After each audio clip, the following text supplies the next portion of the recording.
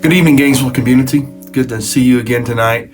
And we're going to go back into 1 Samuel to look some more about Samuel's life, in particular as he's looking for David and he's really not living a pleasing life.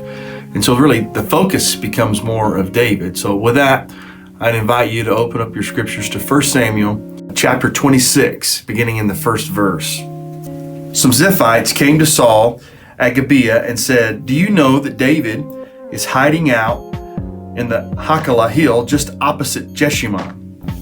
Saul was on his feet in a minute and on his way to the wilderness of Ziph, taking 3,000 of his best men, the pick of the crop, to hunt for David in that wild desert. He camped just off the road at Hachilah hill opposite Jeshimon. David, still out in the backcountry, knew Saul had come after him.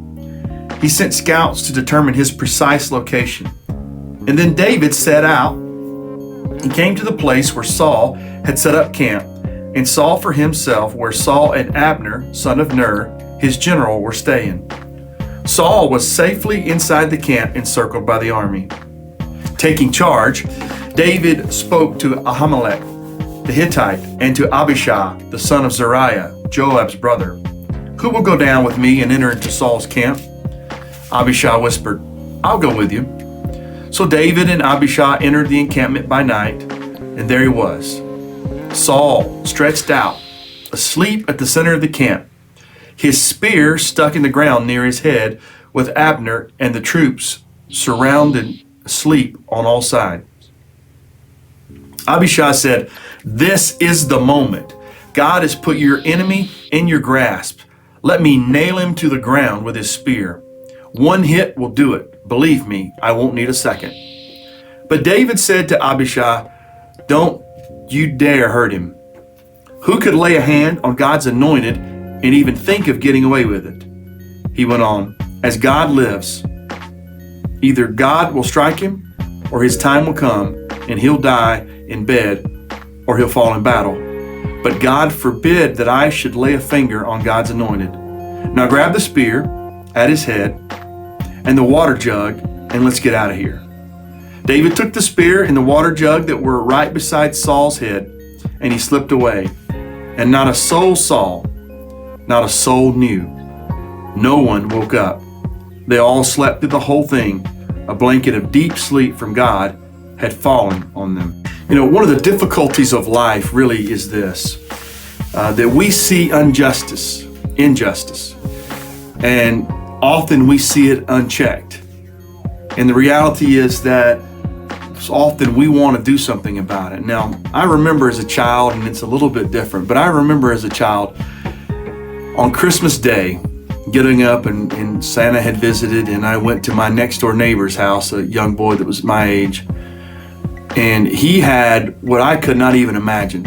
I couldn't even imagine asking Santa for this unbelievable racetrack with these fast cars, and it was something that was just wonderful. And that wasn't really the problem. I mean, I probably was a little jealous, but that wasn't the issue. The issue was that I knew this boy very well, and he was a scoundrel of the worst order. He didn't know how to behave. He picked on everybody else. He was a bully. He was just a bad kid. And in my mind, I thought, how in the world could Santa bring such a cool gift to such a terrible child? In fact, I did contemplate stepping on that racetrack and just breaking it into pieces so that I could bring all things back into order. David understood this predicament, and he knew the battle was not so much with Saul, but it was with himself. He had to overcome the desires to make things right and according to his world, as opposed to allowing it to happen in God's world. The real truth is that sometimes we want to presume the position of God, and we want to just come in and we want to take retribution or action to correct things in a way that we feel is the right thing to do. Our real battle is to presume that we are God. God is the ultimate justifier. We can count on him to bring all things into order at one point or another. We aren't the judge. Now, we know that things aren't right, and truthfully, that boy should never have received that cool racetrack. He was a terrible kid, but it wasn't my right to come in and say that he didn't deserve it. Ultimately, God would make it right, and He will be accountable, just the same as you and I.